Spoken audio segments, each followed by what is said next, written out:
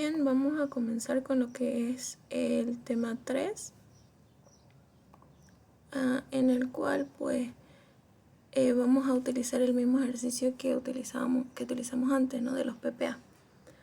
Ahora, tenemos los datos, realizamos los 8 pasos como siempre, la tabla y bueno, ya de aquí empezamos lo que es medidas de dispersión. Para las medidas de dispersión tenemos todas estas fórmulas de acá, para datos no tabulados y para datos tabulados. Entonces, de aquí las que más van a utilizar son lo que es la desviación estándar o desviación típica, la varianza, el coeficiente de variación de Pearson y la relación entre la desviación estándar y la varianza. ¿Ya? Las otras también son medidas de dispersión, ¿no? Lo que es la desviación media, la desviación mediana y la desviación modal, solo que estas son menos utilizadas, pero también sirve para calcular qué tan dispersos están nuestros datos. En el caso de la desviación estándar es una medida que nos indica qué tan dispersos están los datos con respecto a nuestra media aritmética, ¿ya? Tanto para no tabulado como para tabulado es con respecto a la media aritmética. Ahora la varianza, si ustedes quieren trabajar con fórmula, es la misma fórmula que la desviación, solo que sin raíz, y en la relación simplemente la varianza es la desviación estándar al cuadrado. Le va a salir el mismo valor, tal vez con una diferencia en los decimales, pero el valor entero va a ser el mismo. Luego lo que es el coeficiente de variación de Pearson, nos indica igual si la muestra que estamos utilizando nos sirve para calcular datos posteriores o no, porque a mayor sea mi desviación estándar, mi coeficiente de variación también va a ser mayor y no va a ser muy representativo, ¿no? Bien, ahora vamos a ver el ejemplo. Utilizar el láser, ya. En este ejemplo, lo primero que nosotros debemos observar es la fórmula. La fórmula nos pide marca de clase, nos pide media y nos pide frecuencia absoluta. Entonces lo que yo hago es de ir a mi tabla, aumentarle una columna con este cálculo extra, ¿ya? Entonces, pero primero me pide la media, yo la media no la tengo calculada, entonces hago otra columna para calcular primero mi media con lo que es la sumatoria entre la multiplicación de la marca de clase por la frecuencia absoluta. Hago la sumatoria y me da este valor. Ahora, una vez tengo eso, aquí en la columna, para la desviación estándar, hago lo mismo, ¿no? Hago una sumatoria del cálculo realizado para cada una de las clases de la marca de clase menos la media aritmética elevada al cuadrado por la frecuencia absoluta. Ahora, una vez tengo eso, hago la sumatoria, reemplazo en la fórmula y tengo mi dato de desviación estándar. ¿Cómo se interpretaría? En este caso, como estamos trabajando con PPA de alumnos, decimos, entre los alumnos ICP existe una dispersión promedio porque estamos trabajando con media, de 23,29 puntos de PPA con respecto a la media aritmética. Esa sería su forma de interpretación, ¿no? Siempre incluir la palabra promedio porque estamos trabajando, porque sabemos que la desviación estándar trabaja con respecto a la media. Ya, de esa forma sería su interpretación. Ahora, el tema de la varianza, como les comentaba, cualquiera de las dos fórmulas que utilicen, ya sea la fórmula como tal o la relación entre la varianza y la desviación, le va a salir el mismo valor. Entonces, la varianza se considera una medida que se utiliza como puente para realizar otros cálculos más adelante. Es por eso que la mayoría utiliza lo que es la relación, para evitarse estar reemplazando y volviendo a realizar todos los cálculos. Ahora,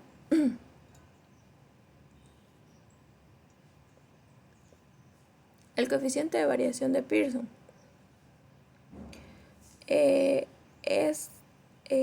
la fórmula me dice que es la desviación estándar sobre mi media aritmética por un 100%.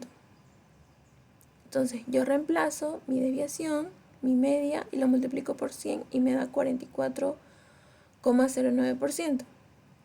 Entonces, la teoría me dice que se va a escoger la población o la muestra con menor coeficiente de variación, pues es la que representa mayor homogeneidad entre los datos, por tanto, una mayor representatividad de la media. Entonces, si mi CB es mayor al 40%, no se considera un valor representativo. Si es menor al 40%, sí lo considero un valor representativo. ¿Qué quiere decir representativo? Que yo, entre todos mis datos que tengo, que les mostré en un principio, yo tenga la misma posibilidad de escoger cualquiera de ellos, ¿ya? En este caso, el coeficiente de variación de presión nos salió mayor a 40. Entonces, ¿qué quiere decir? Que existe una variación entre los datos, ¿ya? Por lo tanto, la media aritmética no es representativa, porque si nos damos cuenta, al principio teníamos datos más o menos de PPAs muy dispersos, ¿no? Tenemos 14, 18, los mayores están entre 85, 93. ¿Qué quiere decir? Que están muy dispersos estos datos, ¿no? Si nuestros datos solamente fueran entre lo que es 50 y 60 o hasta 70, nuestro coeficiente de variación nos pudo haber salido un menor valor. Y entonces ahí sí sería representativo, ¿ya? Entonces, hasta ahí, ¿alguna duda? Porque ya vamos a entrar al próximo tema. No sé, dudas en la forma de interpretación o algo. En la fórmula de varianza, entonces no va a importar la diferencia de resultados que nos salga, sin importar. O sea, si usamos la primera fórmula y la segunda, todo varía una décima. ¿Eso no va a importar en el fondo? No. O sea, lo que importa más que todo es el valor entero, ¿ya? En este caso el decimal me varió porque yo redondeé, digamos. En la desviación estándar, en la anterior, aquí me salían más decimales, entonces yo lo redondeé a 2. Si quieren pueden redondearlo a 3, ya sería menor y ya le saldría más parecido al otro. Y entonces no varía mucho. En decimales no importa. El valor entero. Si digamos aquí le sale con 43 y aquí le sale con 42, ahí sí, digamos, estaría mal. Ya, gracias.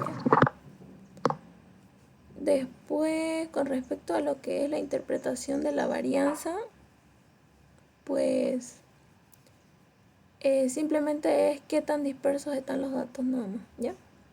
El coeficiente de variación igual, existe una variación de datos de tanto. Ahora seguimos al otro tema, que es el tema de concentración de datos, ¿no? El tema número, o la unidad número 4. Ya, en este caso vemos lo que es el coeficiente de asimetría por 5 distintos métodos, ¿no?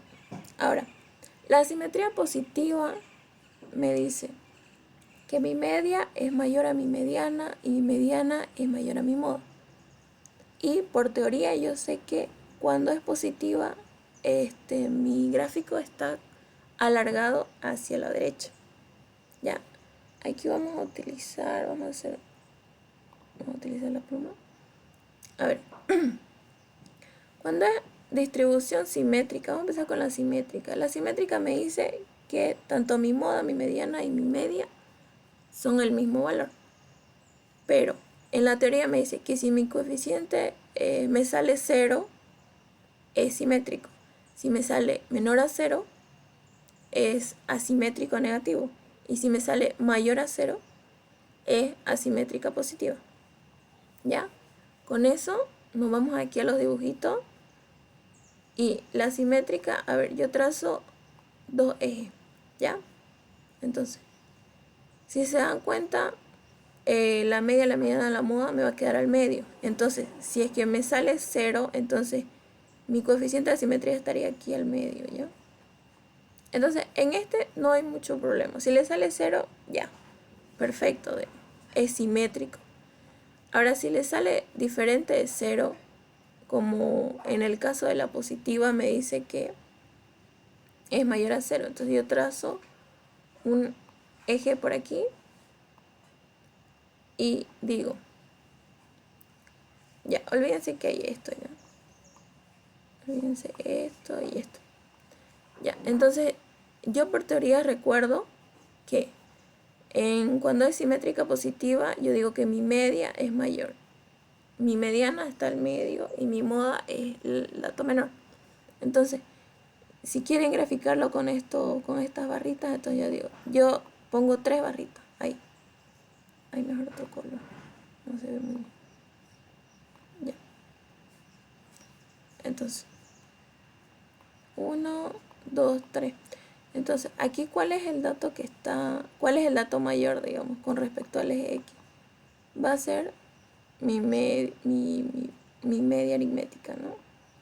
Ahora, mi dato central es la media, si yo recuerdo por teoría. Ojo que esto no va a estar en el formulario, ya es simplemente para que ustedes aprendan a diferenciar y todo eso, ¿ya?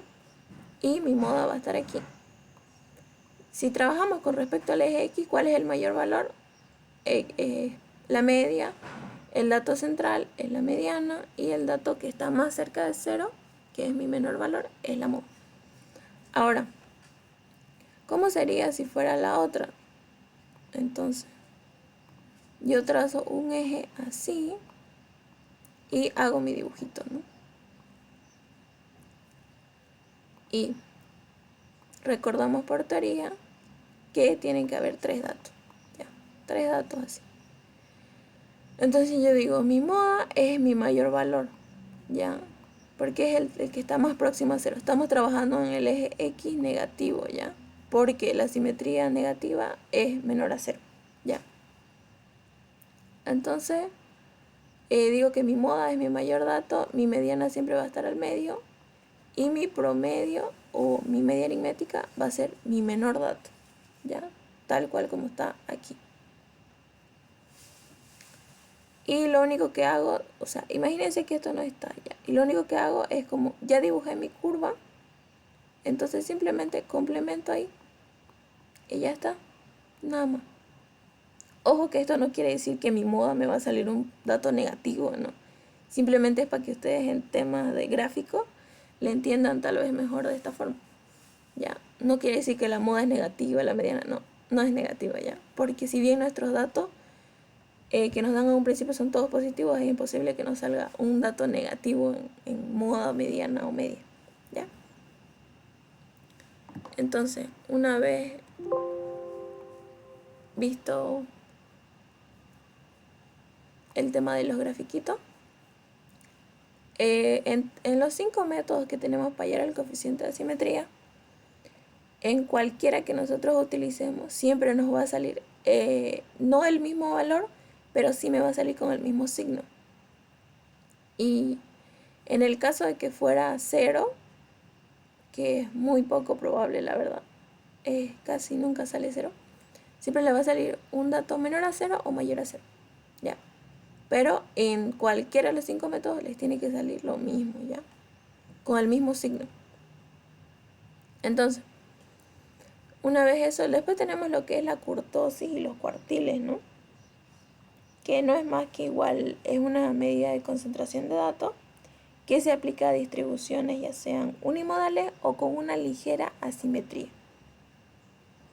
¿Qué quiere decir ligera asimetría? Que se aproxime más a 0, ¿ya?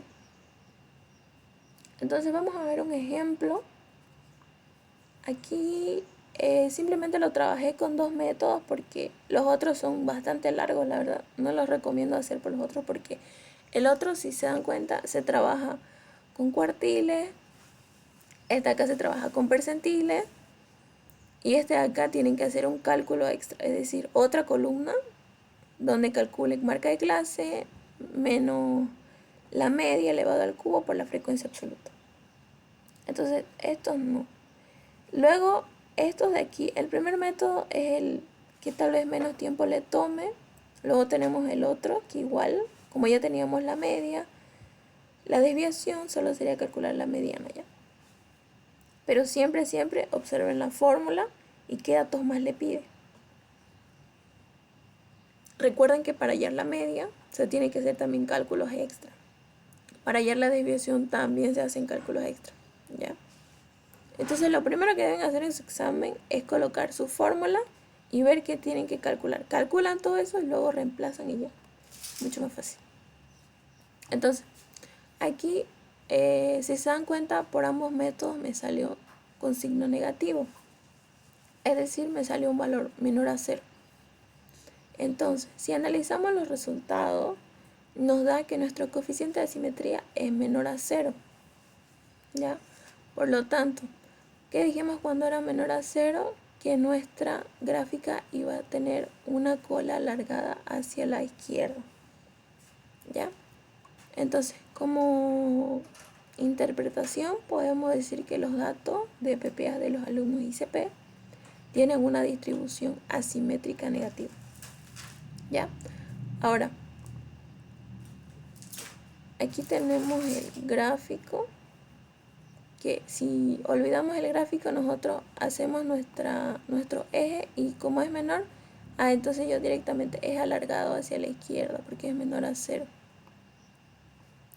Entonces, yo recuerdo que mi moda era mi mayor valor, mi mediana iba al centro y mi media aritmética era mi menor valor. Entonces, como yo ya tengo esto, lo único que hago es complementar las líneas. Si un caso les pidiera su dibujo más, ¿no? O su gráfica más. Porque ya con que ustedes pongan que es alargada hacia la izquierda o alargada hacia la derecha, o que es simétrica, basta, digamos. Pero ustedes ya tienen que saber, menor a 0, alargada a la izquierda. Mayor a 0, alargada hacia la derecha, ¿ya?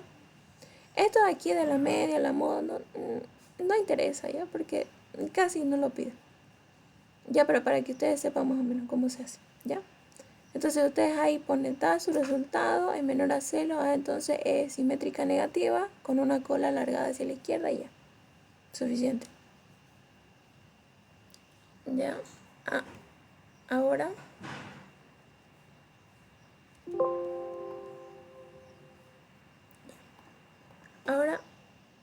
vamos al siguiente, que es la kurtosis.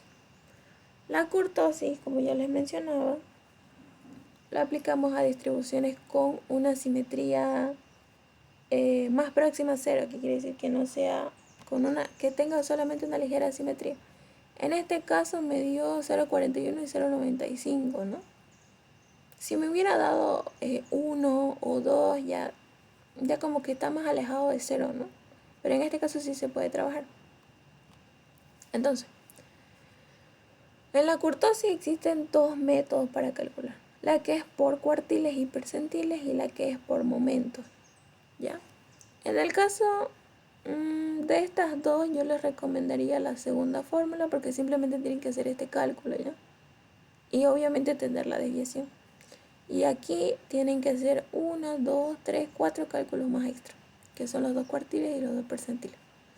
A menos que ustedes dominen más esto y ya, la que vean más cómoda, esa utilicen. Ya. Ahora, entonces, para los dos métodos que existe diferente interpretación y diferente gráfica de acuerdo al resultado que les salga. Si me sale en el primer método, que es el de los cuartiles y percentiles, si me sale menor a 0, es leptocúrtica.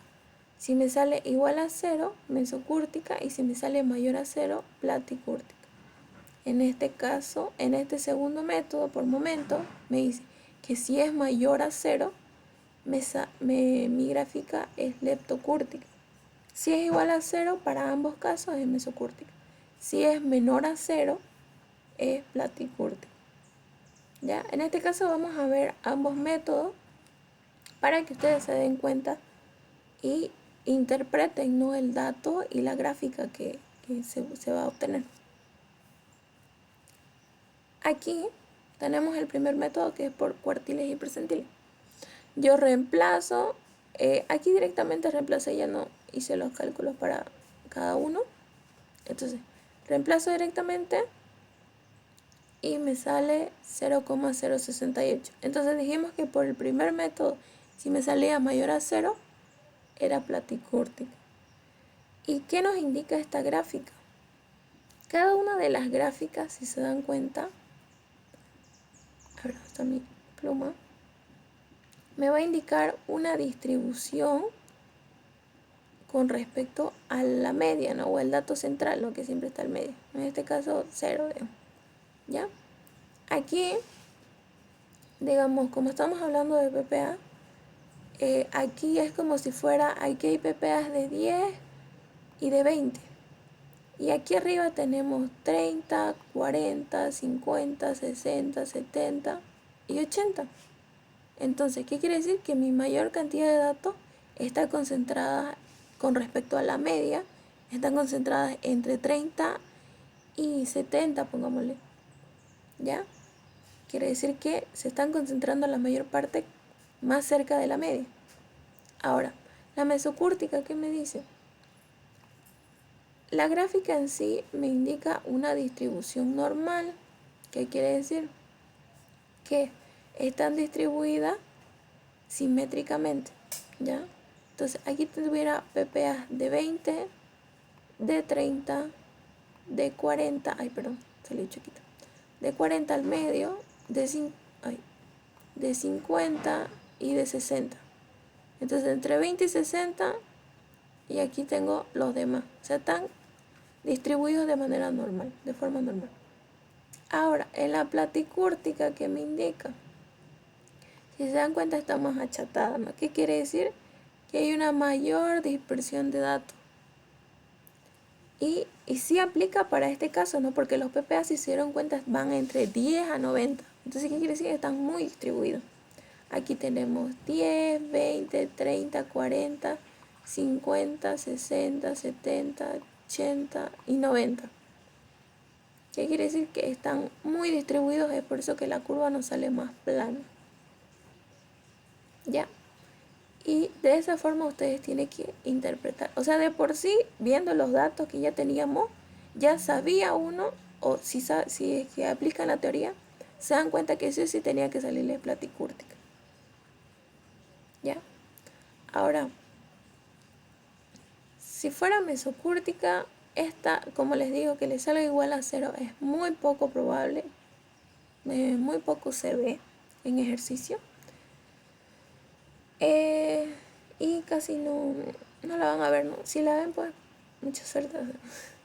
Ahora, en la leptocúrtica, pues, como ya les indiqué, ¿no? Mayor distribución con respecto al dato del centro. ¿Ya? Es por eso que es más alargada hacia arriba. Ahora, vamos a ver lo último. Ya, bueno, aquí ya les dije, me salió mayor a 0 por el primer método, entonces es platicúrtica. Ahora, aplicando el segundo método, como les dije, tengo que hacer un cálculo extra, ¿ya? Entonces yo me voy a mi tabla de frecuencia y copio o realizo un cuadrito al lado, un cuadrito, va una columna y realizo todos mis cálculos, ¿no? Me dice frecuencia absoluta por paréntesis, mi marca de clase, menos mi media, que ya le había calculado, elevado a 4, a la cuarta. Y hago los cálculos para cada clase. Siempre que pida una sumatoria es para cada clase, ya no se equivoquen en eso. Y obtengo mi sumatoria. Reemplazo en la fórmula, que era por momentos, en la mayoría aquí vamos a ocupar nuestro n, nuestra cantidad de variables. Y aquí reemplazo mi valor y mi desviación estándar elevada a la cuarta. Y por este segundo método me salió menor a 0. ¿Y qué dijimos cuando era menor a 0 por el segundo método? Que era platicúrtica, ¿cierto? Por ambos métodos me va a salir la misma gráfica, ¿ya? Ojo con eso.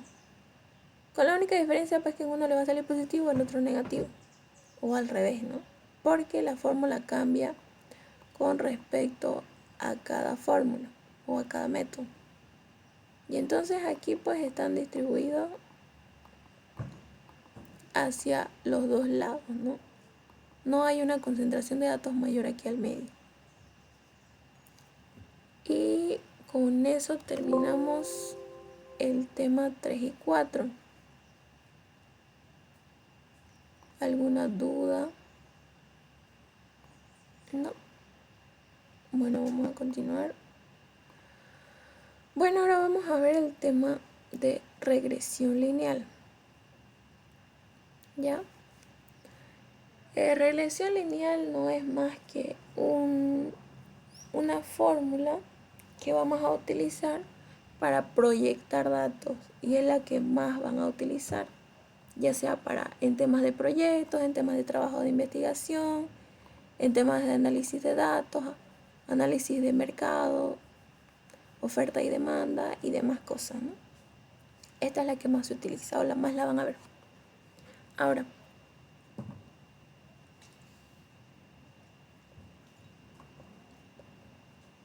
la fórmula principal de la regresión lineal, como su nombre lo dice, que es lineal, va a ser la ecuación de la recta. Y igual a A más BX. En este caso, Y va a ser mi variable que yo quiero conocer, que yo quiero pronosticar.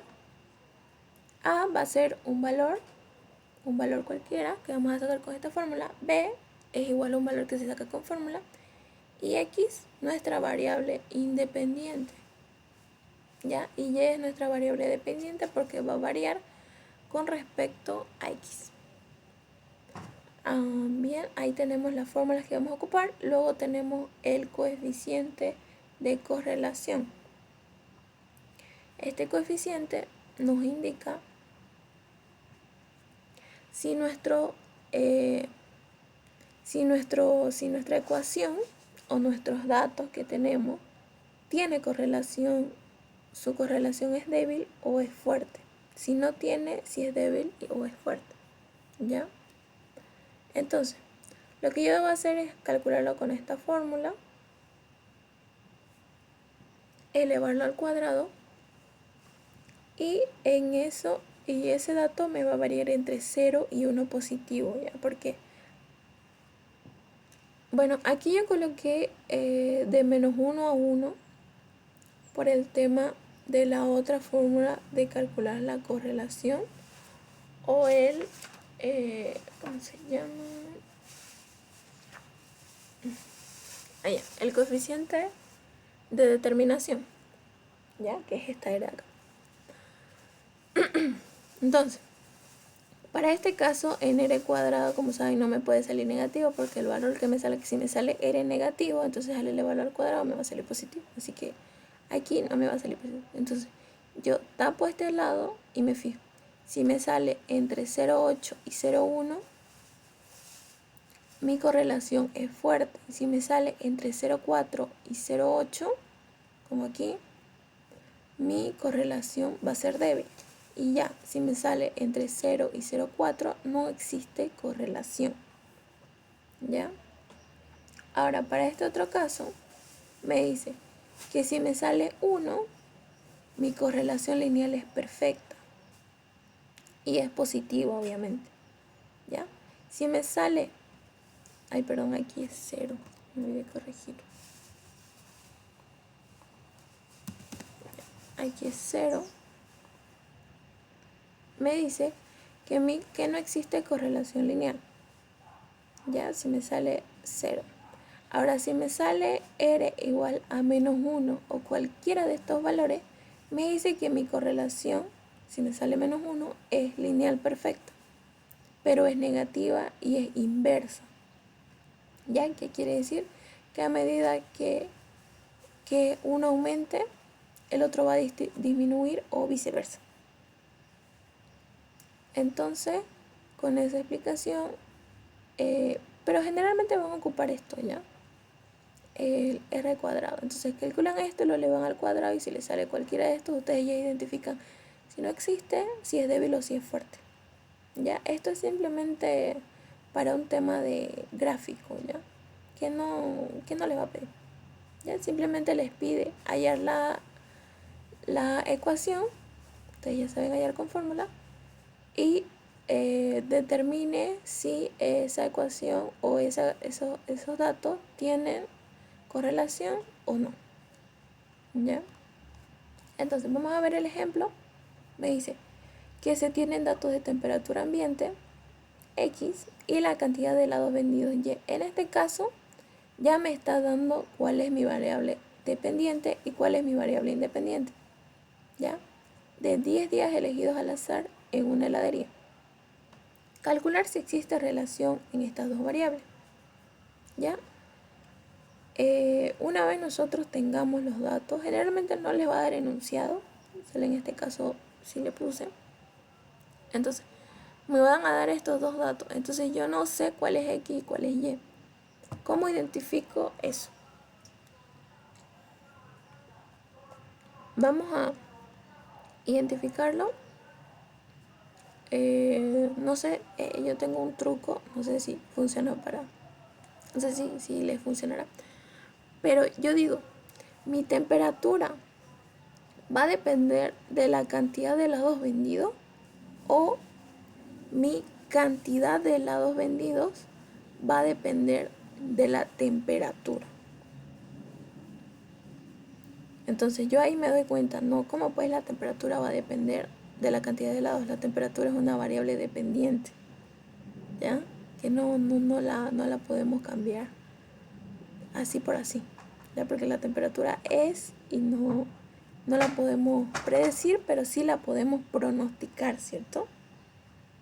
Entonces, ahí me doy cuenta, ¿no? Que mi temperatura va a ser X y mi cantidad de helados va a ser Y. Si fuera otro caso, pongámosle, no sé, que sea cantidad de productos vendidos por, por temporada, digamos, o por estaciones del año. Entonces, la ropa se va a vender de acuerdo a la estación del año en la que nos encontramos, ¿cierto? Ahora, una vez identificado X y Y, o bueno, ya si ustedes tienen otra forma de identificar cuál es X y cuál es Y, en otros ejemplos hay mucho más. Ustedes ya aplican, no sé, el método que más vean conveniente, ¿no? Si quieren, aplican el truquito que yo les enseñé. Digo, ¿la temperatura va a depender de la cantidad de helados o la cantidad de helados va a depender de la temperatura? Ya. Y ahí veo cuál de mis dos expresiones tiene más lógica. Pues no tiene más lógica decir que mi cantidad de helados va a depender de la temperatura. Entonces, mi variable dependiente es la cantidad de helados y mi variable dependiente es la temperatura. ¿Ya? Ahora, realizamos los cálculos, ¿no? Como vimos aquí, tenemos que realizar una columna de Y, una columna de X cuadrado, una columna de X y una columna de XY. ¿Ya? Y realizar sumatorias para cada una de esas. Entonces yo reemplazo, aquí está mi X, que ya dijimos que es mi temperatura, Y, que dijimos que era la cantidad de helados vendidos, y esto no es más que elevar 10 al cuadrado, 12 al cuadrado y así sucesivamente y sumarlo. XY es la multiplicación de 10 por 25, 12 por 28 y por último Y cuadrado son estos valores de Y elevado al cuadrado, 25 al cuadrado, 28 al cuadrado y así sucesivamente. Ahora, una vez eso, tengo que tener mucho cuidado, mucho detalle al momento de reemplazar. ¿Por qué? Porque con un dato que le fallen aquí, todo va a estar mal. Porque lo que les pide la ingeniera es esta ecuación. Y si ustedes aquí le pelan en un valor y su pronóstico le sale otro valor nada que ver, entonces todo está mal. ¿Ya? Entonces mucho ojo, mucho cuidado al momento de reemplazar aquí en la fórmula. Me pide sumatoria de Y, sumatoria de X cuadrado, sumatoria de X, sumatoria de X por Y. N, que es mi cantidad de datos. En este caso no estamos trabajando con N minúscula. ¿Por qué? Porque aquí ya trabajamos con poblaciones, ya no con muestras, ¿ya? En todos los anteriores temas a regresión lineal trabajábamos con muestras y por eso nuestra n era minúscula. ¿Ya? Me imagino que ya todos saben que es una muestra, que es una población. Eso lo vimos en el primer tema, en el tema de estadística descriptiva y de estadística inferencial. Además de que todos los anteriores temas han sido de estadística descriptiva, porque nos basábamos en datos calculados o datos obtenidos en esa misma línea de tiempo o en esa misma época. Ahora, esto en regresión lineal nosotros podemos trabajar con datos de muchos años atrás, por decir, podemos trabajar con datos históricos de que son las ventas de algún producto en alguna empresa. Entonces yo me voy a su libro histórico, veo, tanto vendieron el año, tanto vendieron esto del año tanto, pero yo quiero pronosticar cuánto se va a vender en esa empresa en 2030, digamos. Entonces ahí aplico regresión lineal y trabajo con datos que ya previamente se han hecho, ¿no? Ahora,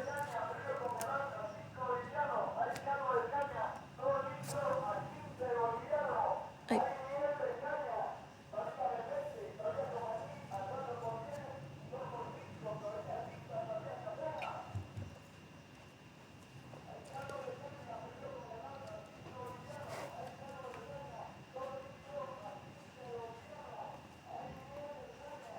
perdón, seguimos. Entonces, como les mencionaba, N ya trabajamos con población porque estamos trabajando en cantidad de helados vendidos, no sabemos de qué tipo de personas, así que trabajamos con una población, ya no con una muestra. Una muestra sería decir la cantidad de helados que consumen los alumnos del agua GRM, ¿no? En tanta temperatura, ya tendríamos 3 variables, ¿no? No se podría trabajar de esa forma. Ya, por eso trabajamos con muestra poblacional, ¿no? Y por eso esta es mi n poblacional, entonces son 10. En este caso solamente tomé 10 datos. Ya, seguimos reemplazando. Aquí me dice sumatoria de x cuadrado. Y esta sumatoria de x elevada al cuadrado no es lo mismo que x cuadrado, ¿ya? Ojo, ahí tiene un paréntesis. ¿Qué quiere decir? Que tengo que poner la sumatoria de x, que era 240 elevado al cuadrado. Y obtengo mi primer valor. Ahora en la segunda, lo mismo. Reemplazo con mucho cuidado y obtengo mi valor. Una vez tengo a y b, entonces reemplazo en mi ecuación de la recta. Digo a vale 10,76 y b vale 1,35. ¿Ya? Una vez tengo ya mi ecuación, puedo realizar proyecciones. Ahora, pero ¿qué pasa si antes de eso me pide que yo calcule si existe relación entre los datos que se tienen? Entonces, yo debo reemplazar en la fórmula aquí, son los mismos datos de arriba, así que no tiene que realizar más cálculos, simplemente saber dónde reemplazar. R me dice n, que es 10 por la sumatoria de x y y, menos la sumatoria de x por la sumatoria de y. Abajo es raíz cuadrada, no se olviden de eso, ojo. Y reemplazo aquí abajo todo tal cual. Aquí me dice sumatoria de y elevada al cuadrado, entonces mi sumatoria de y, ¿cuánto era? 432 elevada al cuadrado. Mi sumatoria de y cuadrado es muy diferente ya. Es 20.263. Entonces reemplazo, saco mi cálculo y digo que es 0,997. Y si lo elevo al cuadrado esto, bueno, así a simple vista podemos decir que existe que sí tiene relación, ¿no? Que sí tiene correlación. Una buena correlación de la temperatura del ambiente y la cantidad de helados vendidos. Porque si se dan cuenta, aquí tenemos generalmente de 19 para arriba nosotros ya consideramos que se puede, digamos, comer helado o no sé, pero algunos tienen esa teoría de que en frío no se puede comer helado porque te enfermas y cuestiones así, pero hay mucha gente que lo consume, ¿no? Entonces estos datos de temperatura sí están muy relacionados porque en estos datos es donde la gente más consume helado generalmente, en estos de acá. Ya, entonces sí tiene buena relación. Si fuera datos de temperatura, pongámosle de -5 o -10 grados, digamos, y aquí solamente tuviéramos hasta el 26, pues no hay mucha relación, ¿no? Porque habría menor cantidad de helados vendidos y no sería muy factible producir helado en tales temperaturas. Digamos. ¿Qué pasa cuando es 10 grados? No me conviene hacer helados, ¿no? El heladero dice no me conviene porque no voy a vender mucho. Pero ¿qué pasa cuando hace calor? Todo el mundo quiere vender helado, ¿cierto? ¿Por qué? Porque tiene una mayor demanda. Entonces, una vez sacado eso, entonces me da 0,97 y yo decía que si me daba 1, mi relación iba a ser perfecta, ¿no? Pero en este caso me dio muy cercano a 1, que quiere decir que tengo una buena relación entre los dos datos. Ahora, vamos a ver elevándolo al cuadrado, ¿no? ¿Cuánto me sale el coeficiente de determinación? Me da 0,994 o en porcentaje 99,4. Entonces, con este dato yo digo que mi coeficiente de determinación tiene una correlación fuerte con respecto a las dos variables obtenidas, ¿no? A las dos variables que se calcularon. ¿Ya? Entonces, ustedes ya ven la forma de interpretarlo. Les recomiendo estudiar teoría. En el libro hay más ejercicios. Y también aprendan a diferenciar cuándo es X y cuándo es Y. Entonces, una vez ya veo ya tiene relación, tiene correlación, el coeficiente de determinación me salió bueno. Entonces yo ahora sí recién me voy y calculo. Calculo con mi ecuación de la recta, ¿ya? Porque, ¿qué pasa si me hubiera salido aquí 0, o 0, ¿ahí cuánto era? Era más próximo a 1, ¿no? Ya, ¿qué pasa si me hubiera salido 0,4? 0,4, entonces no existiría una relación entre ambas variables. ¿Y qué sería lo más conveniente? Lo más conveniente sería no utilizar esta fórmula para realizar proyecciones porque me pueden salir mal. Más aún si yo voy a hacer este análisis para un proyecto que yo quiero realizar o tal vez yo quiero vender helados a futuro y esta ecuación no me sirve para pronosticar cuánto voy a vender. Entonces lo que se debería hacer es cambiar o volver a realizar la encuesta o volver a analizar otros datos o ver otras opciones en donde la correlación sea mayor. ¿Ya? Entonces si aquí me va a salir 0,4, definitivamente yo no podría hacer proyecciones con esto. No me sirve. Bueno, sí se podría en términos de cálculo, pero en términos de que ustedes quieran aplicarlo en la vida real, no. ¿Ya?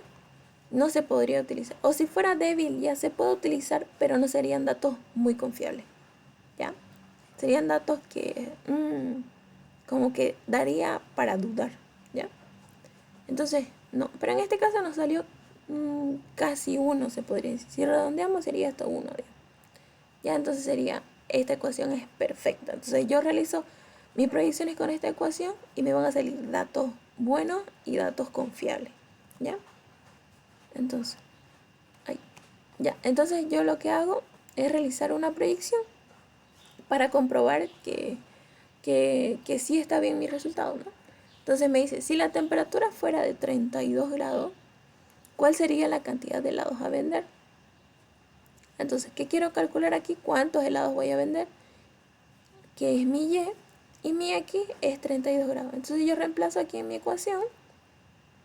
En X pongo 32 y me va a salir 53,96. Y como estamos hablando de helados, así como también si habláramos de televisores o no sé, tornillos o algo que no se pueda dar en decimales, entonces se redondea ya, entonces 54 helados. No puedo decir 53,96 porque no me van a dar un 96 partes de un helado, 0,96 partes de un helado. Me van a dar 1 o 2 cantidades enteras, ¿ya? Si fuera dinero, sí se deja ahí, ¿ya? No redondeo. Pero en este caso, como es helado, pues 54 helados. Ahora, Me voy a ir a mi tabla para comprobar que estos datos sí estén dentro de los intervalos, ¿ya? 32 grados me da 54 grados. Entonces yo vuelvo aquí y 32 tendría que estar aquí, ¿no? Entre 34 y 35. Si realizo interpolación, me tendría que dar aquí 52, igual que en el resultado, ¿ya? Aquí me dio 32 grados y mi cantidad de helados a vender 52. Entonces sí tiene relación porque está entre medio de estos dos valores y entre medio de estos dos. Entonces sí está correcta mi proyección. Ya, de esa forma ustedes, ¿qué pasa si me hubiera salido 32, me hubiera dado 32 grados y aquí me salía, no sé, 65? Entonces, ¿qué quiere decir? Que está mal, ¿ya? Bueno, con eso terminaríamos hasta el tema de lo que es regresión lineal. La próxima clase vamos a ver más ejemplos de esto para que puedan identificar lo que son la X y la Y, ¿ya? Porque hay otros ejercicios que es un poquito más complicado identificarlo. En este caso fue fácil, ¿no? Y vamos a ver la próxima clase también el tema de probabilidades. Aunque eso preferiría verlo después porque eso va a entrar en el segundo parcial, ¿ya? O sea, para no confundirlo, preferiría que veamos hasta regresión lineal. ¿Alguna pregunta que quieran hacer de este tema? Pueden hacerlo.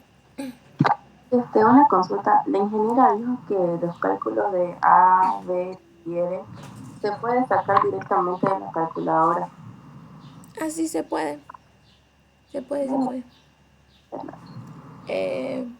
Pero va a variar dependiendo de la calculadora que tenga. En el caso de las blanquitas es más fácil, eso sí sé manejar. Después la otra, la plomita, no sé muy bien. ¿La ingeniera les ha enseñado cómo sacarlo o...? No, solo nos dijo, si ustedes saben, lo pueden hacer directamente en el examen para no hacer muchos cálculos. Ah, perfecto. Entonces yo voy a buscar unos videos donde explique bien eso y se los paso ya, o si no yo veo cómo se saca. Ya. Sí, gracias. Ok. Bueno, si no hay más preguntas, lo dejamos hasta aquí.